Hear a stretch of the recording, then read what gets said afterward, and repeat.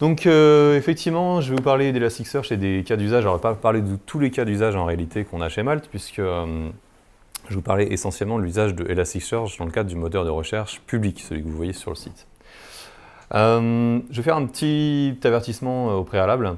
J'ai mis un sous-titre qui est la façon dont on l'utilise chez Malte. Voilà, on ne se déclare pas expert sur Elasticsearch. Je ne vais pas vous faire une démonstration, enfin une présentation spécifiquement sur une fonctionnalité d'Elasticsearch, je vais vous dire comment nous on l'utilise. Voilà, donc je ne suis pas le meilleur expert d'Elasticsearch, mais je suis le meilleur expert d'Elasticsearch chez Malte. On va essentiellement parler donc, ce que je disais, du moteur de recherche tel qu'il est utilisé sur cet endroit-là, et la page d'après qui correspond au résultat de recherche. En fait, on l'utilise aussi sur d'autres endroits, puisqu'on a un back-office qui utilise Elasticsearch, on a une FAQ qui en fait n'existe plus que pour l'Espagne, mais qui utilise encore Elasticsearch. Bref, on a d'autres cas d'usage pour ce moteur, mais celui sur lequel j'ai envie de m'attarder aujourd'hui, c'est celui-ci. Donc on a deux champs, un champ sur lequel on va mettre des compétences, un autre champ sur lequel on va mettre une localisation. Alors, les recherches chez nous, c'est à peu près 300 000 par mois. Donc, on n'est pas un site grand public comme Voyage SNCF, etc. On ne va pas faire le même genre de trafic. On est plutôt sur du B2B. Et ça va être notre volume. Pour parler d'Elasticsearch, je suis obligé un petit peu de retracer quand même la façon dont on l'a adopté chez nous. Donc, ça date de 2012, son adoption, et c'est jusqu'à aujourd'hui. Je vais essayer évidemment d'introduire aussi des éléments de choix. Pourquoi est-ce qu'on a pris ce choix-là et quels ont été les éléments aussi qu'on a changés avec Elasticsearch. Alors il faut savoir qu'en 2012, on a commencé avec Lucene et uniquement de Lucene. Alors quand je dis 2012, en réalité, à ce moment-là, c'est le développement de la version alpha. On est encore sur quelque chose qui n'est pas ouvert au public. On développe sur nos propres postes et c'est tout. Donc Lucene, à ce moment-là, se justifie très très bien. On connaît un tout petit peu, mais quand je dis un tout petit peu, on n'a pas vraiment une grosse expertise dessus. En tout cas, pour ma part, j'avais un petit peu commencé à regarder ce que c'était que le format, puisque en fait, les index Lucene, c'est ce que vous avez dans Jira également, et j'avais développé des petits plugins pour Jira à l'époque. Donc, je connaissais Lucene via ce biais-là. On fait quelque chose, et puis fin d'année 2012, on arrive à sortir une version, donc on est entre juillet et décembre, on arrive à sortir quelque chose. À ce moment-là, on décide de se faire héberger chez Heroku, et Heroku, en fait, il y a une contrainte importante, comme la plupart des acteurs de PaaS, c'est qu'en fait, vos disques sont volatiles. C'est-à-dire que vous ne pouvez pas compter sur le fait que vos disques vont être stables dans le temps, ils peuvent se faire écraser à n'importe quel moment.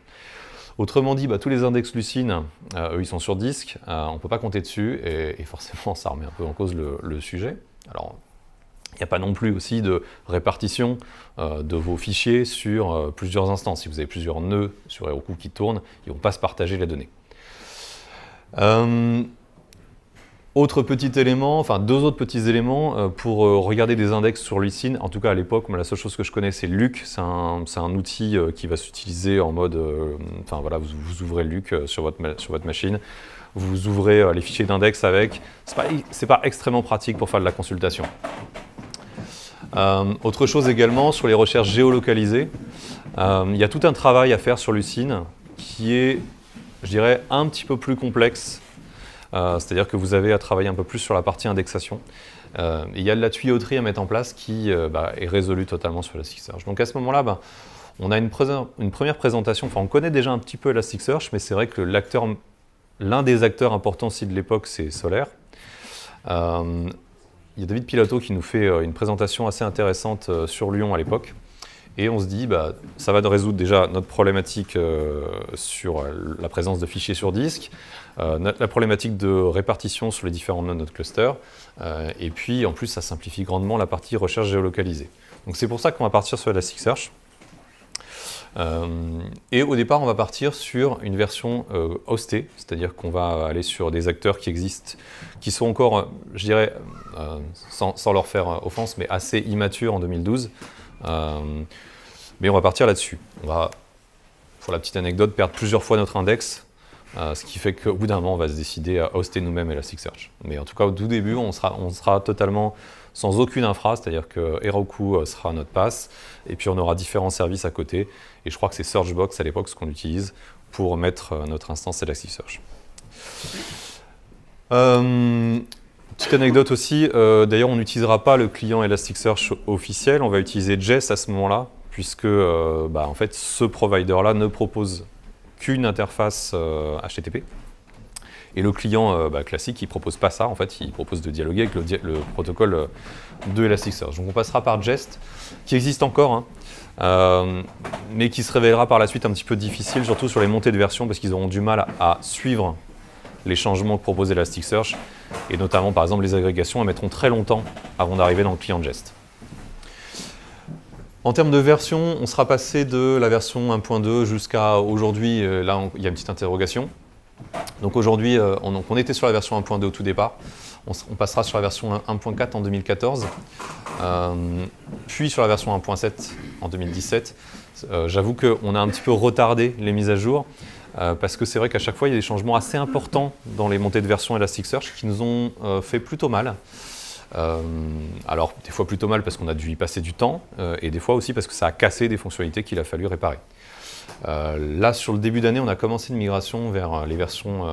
alors, en théorie, on voulait viser la 6.x, sauf qu'il y a un changement, un breaking change sur la gestion des synonymes qui fait que, pour l'instant, c'est totalement exclu. Donc, on va peut-être rester sur la 5.x et je ne sais pas si on va réussir à passer sur la 6 à cause de ce changement-là. En tout cas, voilà, pour l'instant, on en est là.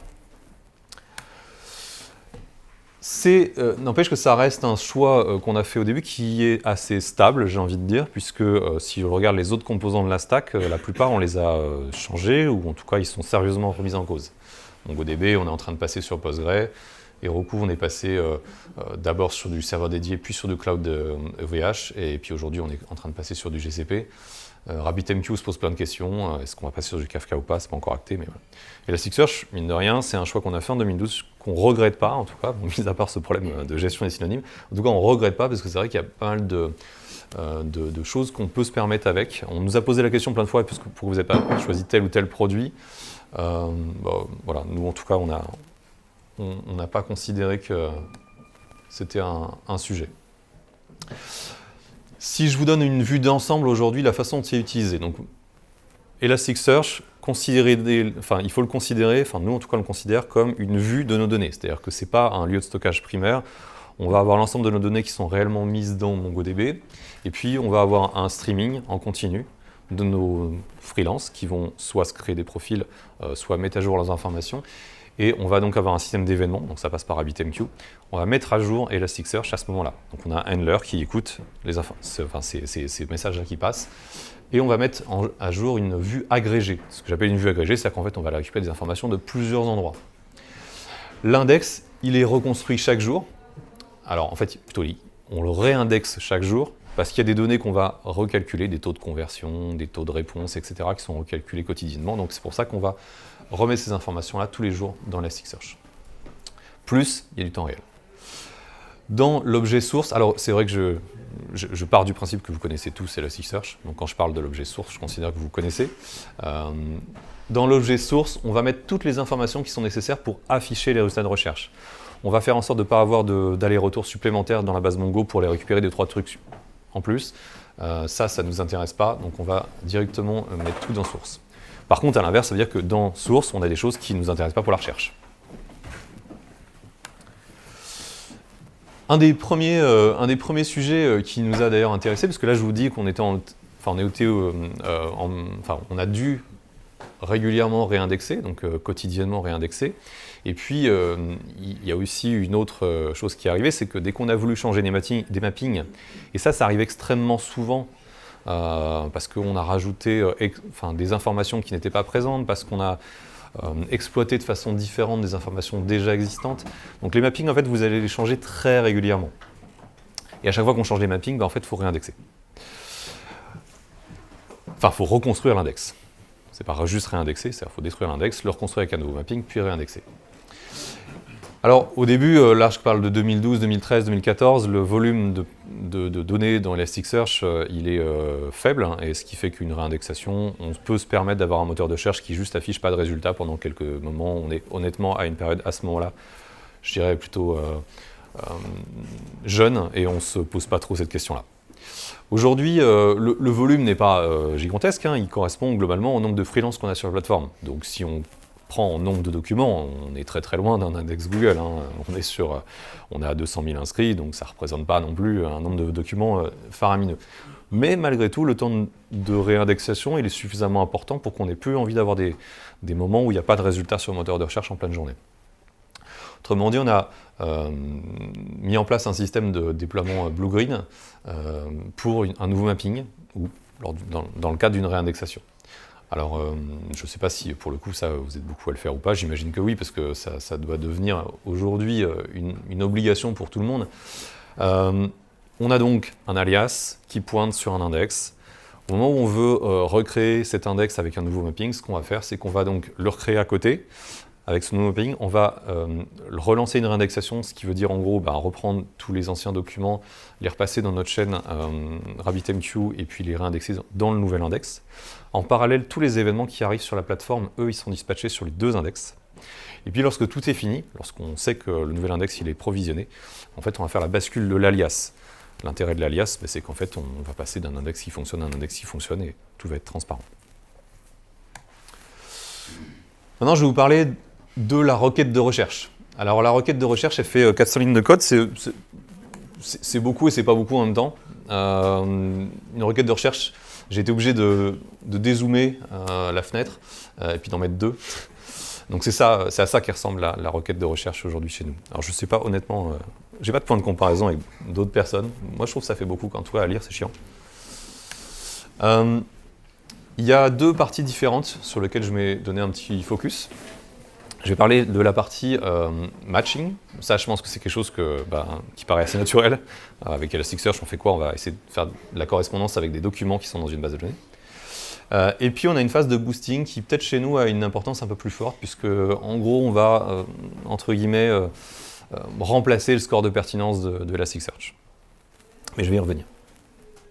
Donc, voilà, je voulais vous faire une petite démonstration, alors c'est pas une vraie démo au sens code, mais en tout cas je voulais vous montrer à quoi ça ressemble le résultat de recherche sur notre site. Et on va retrouver donc les deux champs de recherche qu'on avait sur la home avec le compétence et la ville.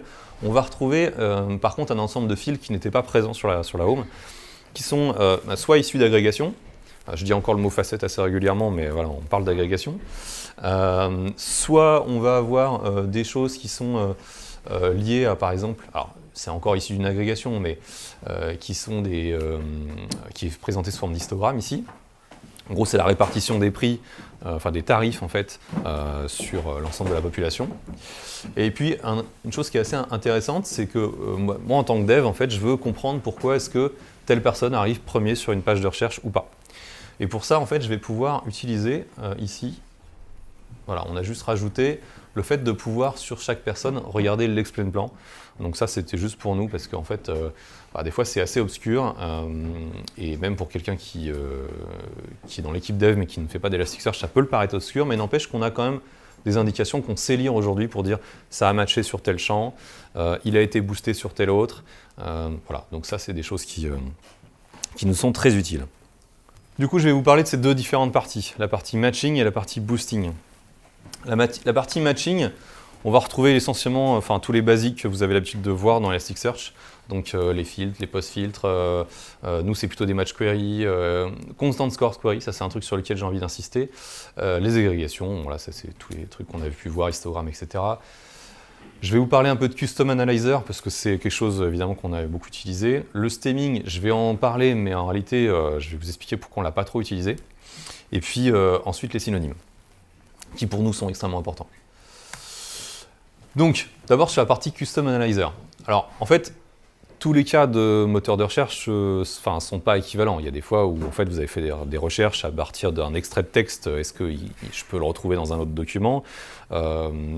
Chez nous, ça va être essentiellement des personnes qui vont taper des mots techniques, par exemple C#, C++, des librairies, des frameworks, des langages. Rarement, ils vont taper plusieurs mots. Et puis, des fois, ils vont en taper, mais alors, par exemple, en mettant des slash, etc. Des fois, on va se retrouver avec du franglais, c'est-à-dire qu'on va se retrouver avec des mots développeurs, mais 1P, 2P, encore, ça, on peut considérer que c'est plus une faute d'orthographe que du franglais. On va se retrouver avec du ninja coder, des choses comme ça. Des fois, un même terme comme sysadmin, bah, en fait, il peut évidemment vouloir dire aussi système administrateur, administrateur réseau, enfin plein de choses comme ça.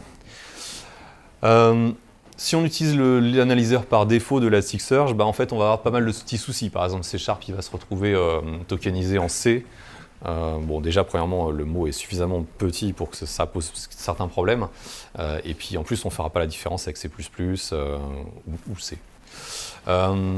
On avait eu un autre souci, c'est que le stemming était assez agressif. Alors attention, il y a plusieurs modes de stemming dans Elasticsearch. Je ne me rappelle plus du mode le plus important, mais il y en a un qui s'appelle Light Stemmer. Le Light Stemmer, on l'utilise. Par contre, le mode de stemming le plus agressif, bah, lui, par exemple, sur Java, il nous donnait Java.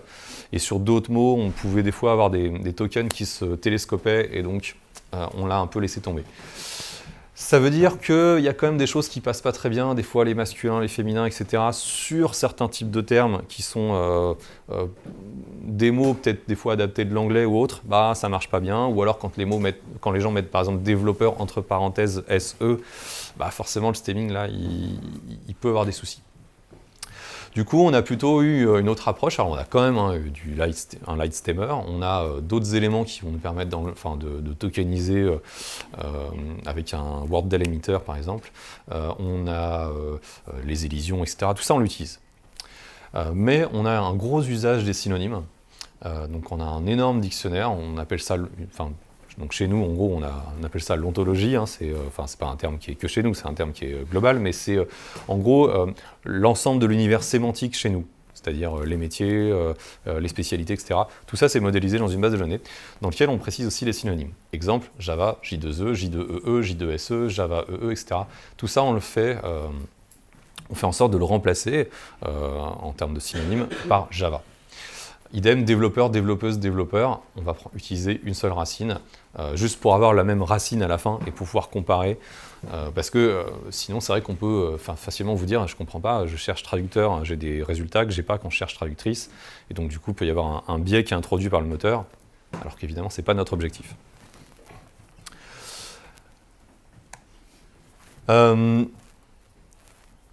Là, j'en ai fini sur la partie entre guillemets Customizer. Je ne vais pas forcément m'attarder sur d'autres outils qu'on a utilisés dans les analyzers. On a utilisé, mais en tout cas, je vous incite à aller regarder ICU Folding, qui va être un peu plus performant que l'ASCII Folding, et notamment qui va traiter des caractères que l'ASCII Folding, lui, va passer à côté. Le Word Delimiter, ça, c'est ce qui va nous permettre de traiter des choses comme C#, dièse, Python, etc. Ngram, Unique Filter, ça, je pense que vous connaissez. Je vous disais tout à l'heure qu'on utilisait des constant score query.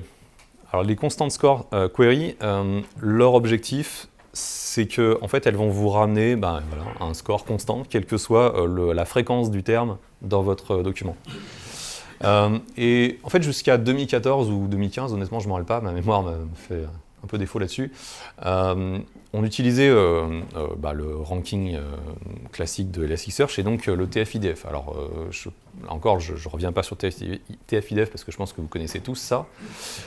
Mais ce qui nous dérangeait, c'est que dans un descriptif d'un profil, finalement, la fréquence du terme, il n'était pas forcément en liaison avec la pertinence du doc. Ça ne voulait pas dire que quelqu'un ayant spammé le mot Java dans son profil devait ressortir davantage qu'un autre. Un exemple ici.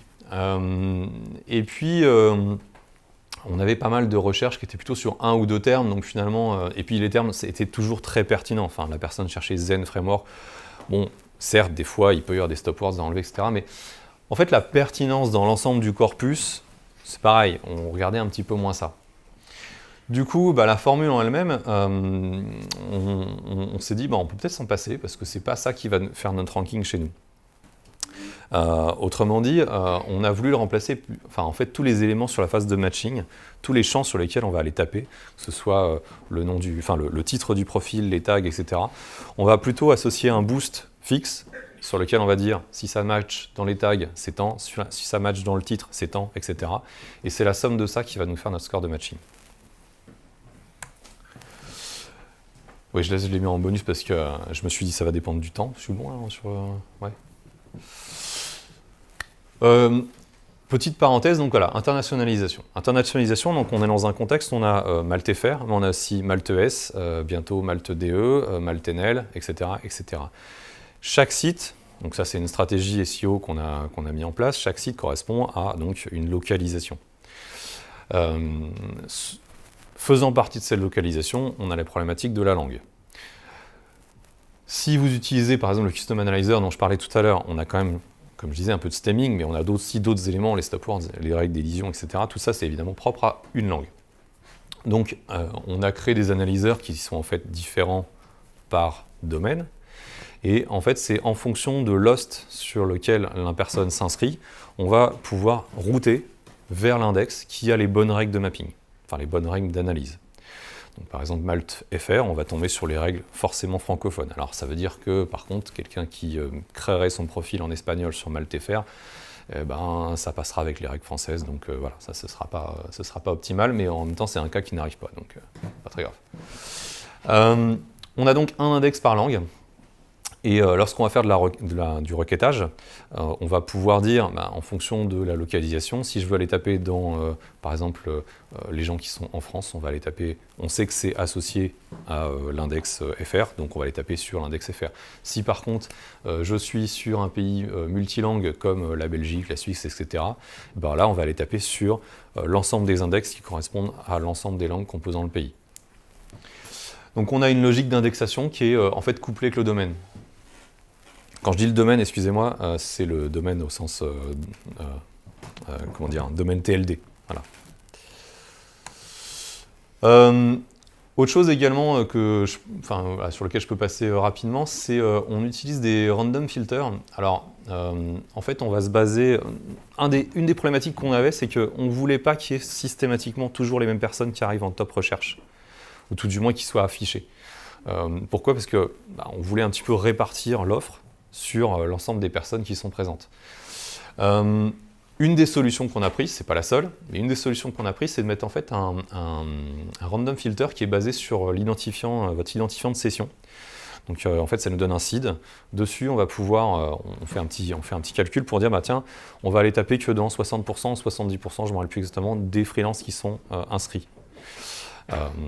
Et ça fait que, en fait, si moi je fais une recherche et si vous faites une recherche, on va avoir des résultats différents. Alors il y aura d'autres critères en fait qui vont encore rentrer en ligne de compte pour qu'on ait des résultats différents, mais ça en fera partie. Donc ça nous permettait justement un petit peu de faire en sorte qu'il y ait de la diversité dans les personnes qui s'est reposées. Je vais passer à la partie boosting. Donc, pour rappel, le boosting, ça c'est quelque chose que vous pouvez utiliser naturellement. Vous avez vous avez toute la partie sur votre requête qui vous permet de booster des résultats à partir des script functions.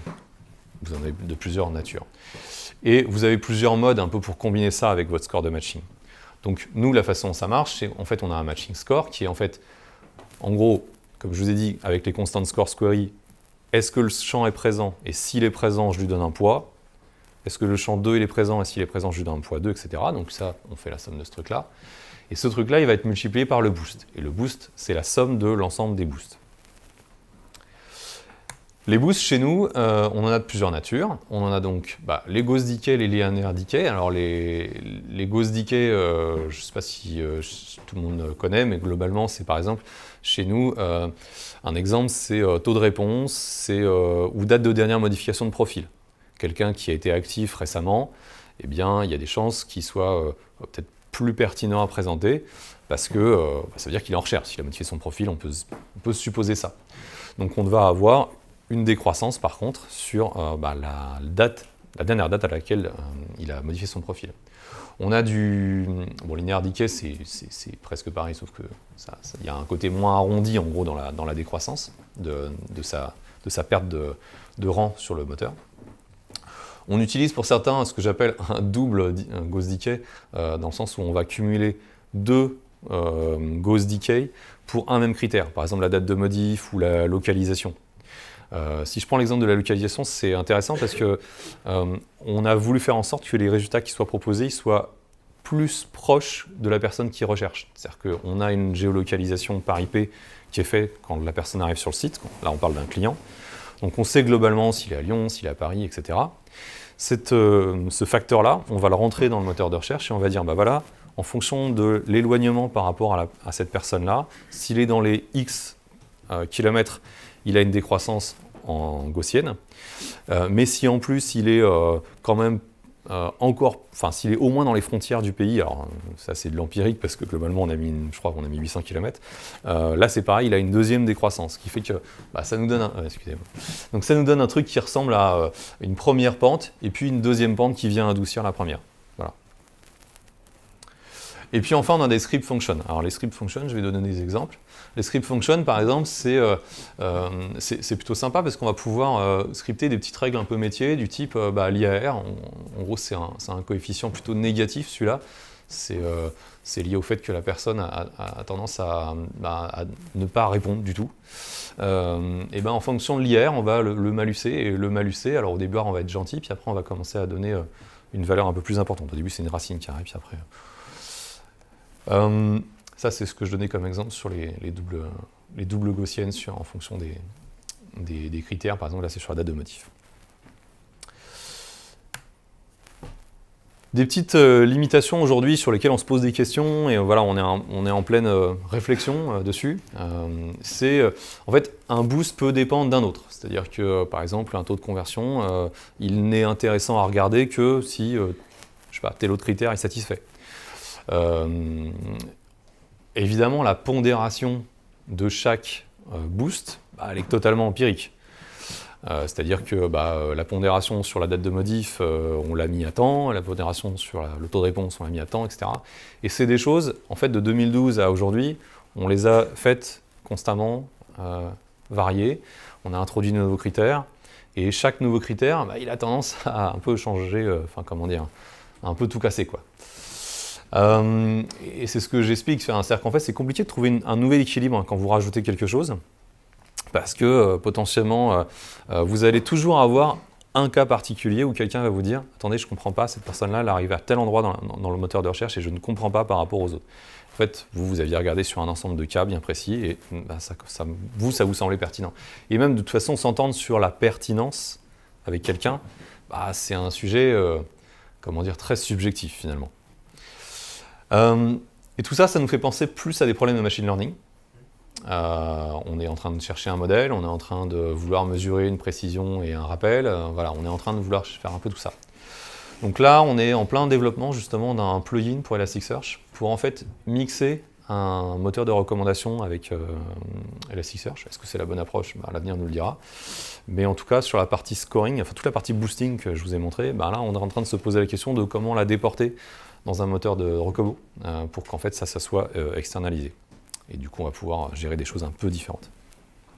Et je crois que peut-être que voilà, j'arrive à la fin. Alors, ça faisait un peu plein de sujets différents, voilà. Mais ce que je voulais vous montrer, c'était un overview un petit peu global de ce qu'on a chez nous sur le moteur de recherche, avec plein de petits sujets, certes, qui ont l'air comme ça séparés, mais qui, voilà, on bosse sur ça depuis maintenant 2012, et je peux vous assurer que ça fait un bon grand tout sur lequel on s'amuse bien. Voilà.